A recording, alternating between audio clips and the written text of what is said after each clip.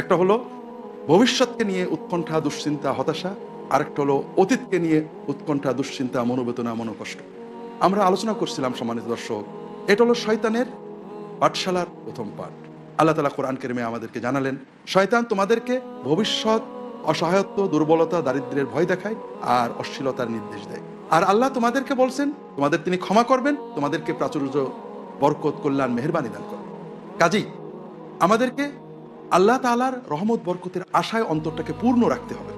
আনা ইনদা যন্নি আবদি বি, আমি আমার বান্দা যেভাবে আমার ব্যাপারে ধারণা করবে আমাকে সেভাবে পাবে।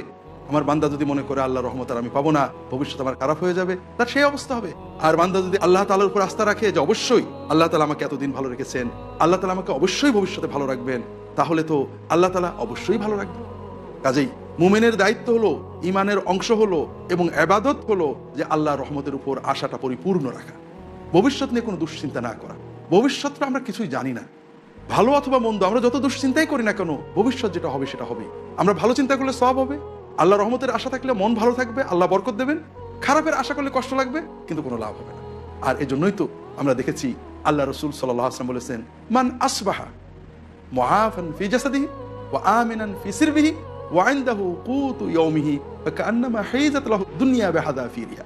যে ব্যক্তি সকাল হলো নিজে সুস্থ আছে, পরিবারের শান্তিতে আছে এবং সেদিনের খাবার তার কাছে আছে, তা তো দুনিয়ার সবই এসে গেছে। তাকে আল্লাহ আজকে যে নিয়ামত দিয়েছেন, এই নিয়ামতের বরকত যদি চাই, কৃতজ্ঞতা প্রকাশ করতে, আল্লাহ আপনি আমাকে অনেক দিয়েছেন, আমার তো পুরো আশা কালকেও আপনি এসে ভালো রাখবেন।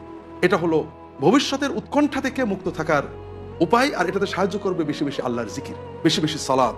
আর অতীতকে নিয়ে মনোকষ্ট আরো একটা ভিত্তিহীন বিষয়।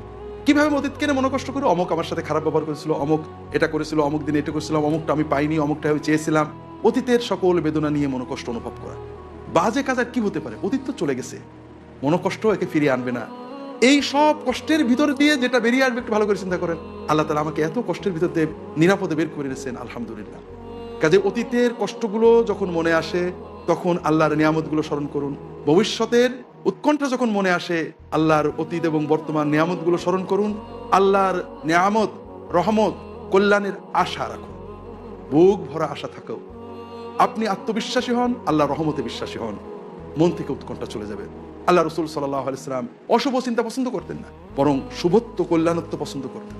আল্লাহ কোরআন কারীমে বলেছেন, নিশ্চয় কষ্টের সাথে শান্তি আছে, কষ্টের সাথে শান্তি আছে। এটাকে মনে রাখতে হবে আমাদের।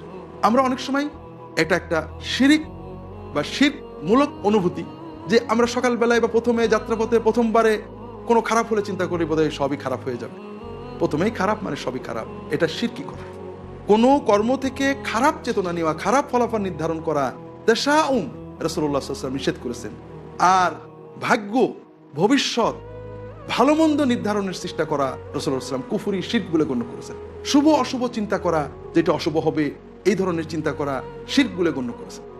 বরং আমরা যখন কষ্ট পাবো, তখন আমরা আল্লাহর ওয়াদার উপরে আস্থা রাখবো যে আল্লাহ একটা কষ্ট দিয়েছেন, নিশ্চয় এর সাথে তিনি শান্তি দেবেন, ভালো দেবেন। আল্লাহ তো বলেছেন আল উসরি ইউসরান, কষ্ট হলে তার সাথে একটা ভালো আছে। কাজেই আমরা সবসময় আল্লাহর রহমতের আশা রাখবো, আল্লাহর ওয়াদায় বিশ্বাস করব, শয়তানের পাঠশালার পাঠ থেকে দূরে থাকবো, আর আল্লাহ তাআলার জিকির বেশি করব। এটা হলো আমাদের মানসিক সুস্থতার মূল ভিত্তি হিসেবে আল্লাহ রাসূল সাল্লাল্লাহু আলাইহি ওয়াসাল্লাম এবং কোরআন কারীমে আল্লাহ তাআলা আমাদেরকে শিখিয়ে দিয়েছেন।